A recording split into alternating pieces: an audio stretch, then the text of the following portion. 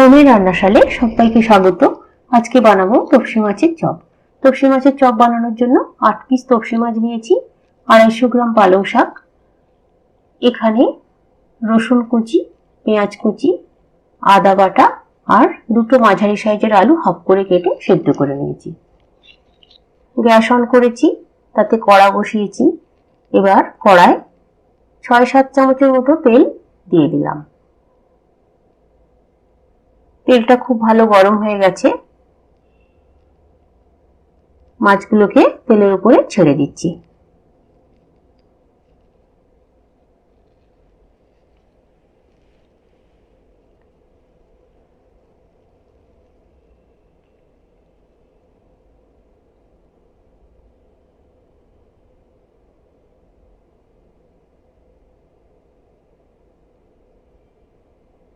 মাছগুলো হালকা করে ভেজে নেব, কারণ এটা পালংয়ের মোড়কের ভেতরে কাঁচা থেকে যেতে পারে। সেই জন্য আমি মাছগুলো হালকা করে ভেজে নিচ্ছি। তপসে মাছ নরম মাছ, খুব ধীরে ধীরে উল্টাতে হবে, না তো ভেঙে যেতে পারে।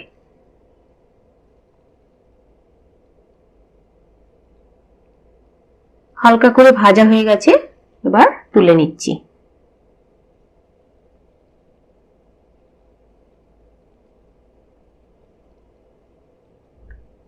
ওই তেলের ওপরেই কোচানো পেঁয়াজ দিয়ে দিলাম।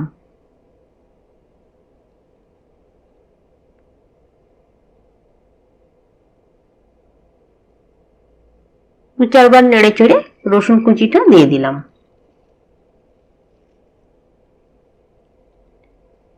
তার উপরে আদা বাটাটা দিলাম।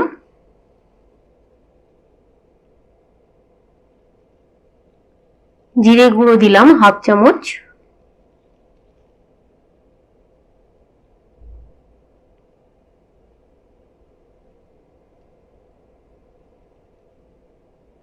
হলুদ দিলাম হাফ চামচ। লঙ্কার গুঁড়ি দিলাম হাফ চামচ। নুন দিলাম পরিমাণ মতো। চিনি দিলাম স্বাদ মতো। এবার পালং শাকটা ওর উপরে দিয়ে দিলাম, দিয়ে ভালো করে ওপর থেকে নিচ পর্যন্ত ভালো করে নেড়ে চেড়ে নিচ্ছি।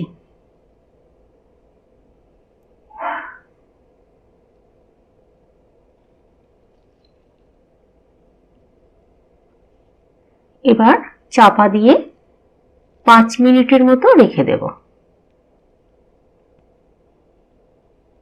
5 মিনিট হয়ে গেছে, আমি চাপা খুললাম। জলটাও শুকিয়ে এসেছে। সেদ্ধ করা আলুটা এর মধ্যে দিয়ে দিচ্ছি।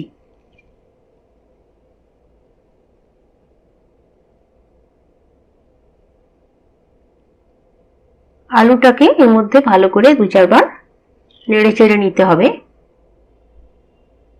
জলটা একেবারে শুকিয়ে গেছে।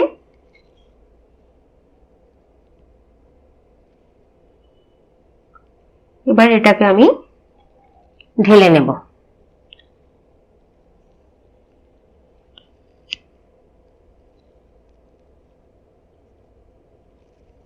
একটা প্লেটে আমি ঢেলে নিলাম।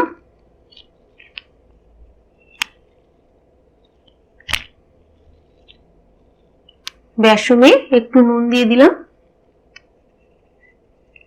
ততক্ষণ এটা ঠান্ডা হোক, সেই ফাঁকে আমি বেসনটা ফেটিয়ে নিচ্ছি।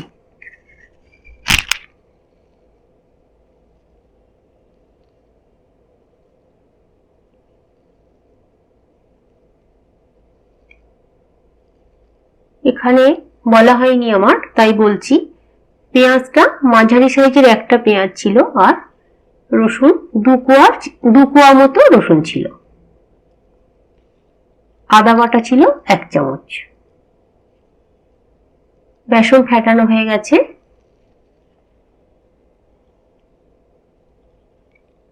এটাও ঠান্ডা হয়ে গেছে। এবার আমি ভালো করে মেখে নেব।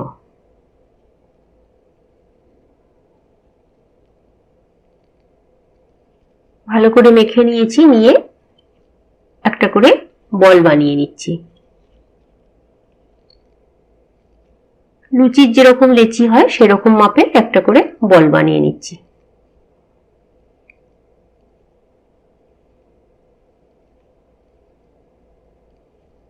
এবার এটা হাতের সাহায্যে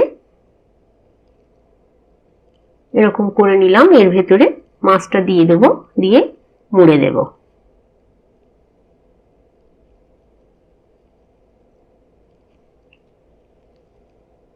আমার রান্নার পদ্ধতি যদি আপনাদের ভালো লাগে আমার চ্যানেলটাকে সাবস্ক্রাইব করে রাখুন আর পাশে থাকা বেল আইকনটি প্রেস করুন নতুন নতুন রান্নার নোটিফিকেশন পাওয়ার জন্য। সব মাছগুলোকে আমি এইভাবে মুড়ে নেব।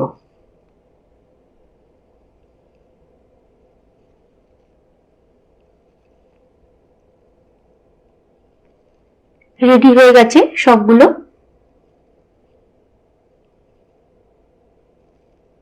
এবার কড়ায় তেল দিলাম, একটু বেশি পরিমাণ মতো তেল দিলাম।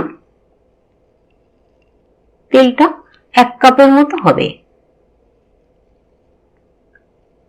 তেলের উপরে কালো জিরে আর শুকনো লঙ্কা দিয়েছি ফ্লেভারটা ভালো আসার জন্য।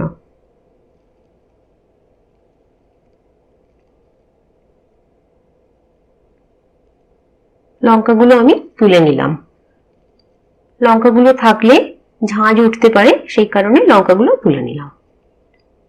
এবার বেসন দিয়ে চপগুলোকে ছেড়ে দিচ্ছি তেলের উপরে।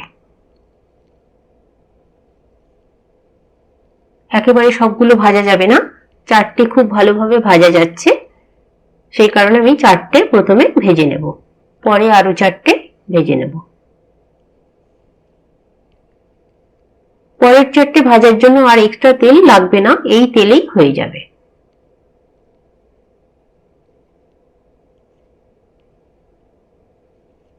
ভাজা হয়ে এসেছে।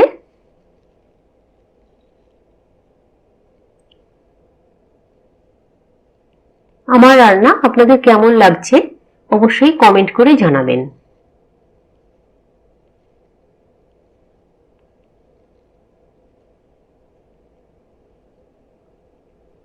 রেডি হয়ে গেছে পালং শাক দিয়ে তপসে মাছের চপ। ঝটপট আপনারাও বানিয়ে ফেলুন। সুস্থ থাকুন, ভালো থাকুন আর নতুন নতুন রান্নার রেসিপি বানিয়ে সবাইয়ের মন জয় করে নিন।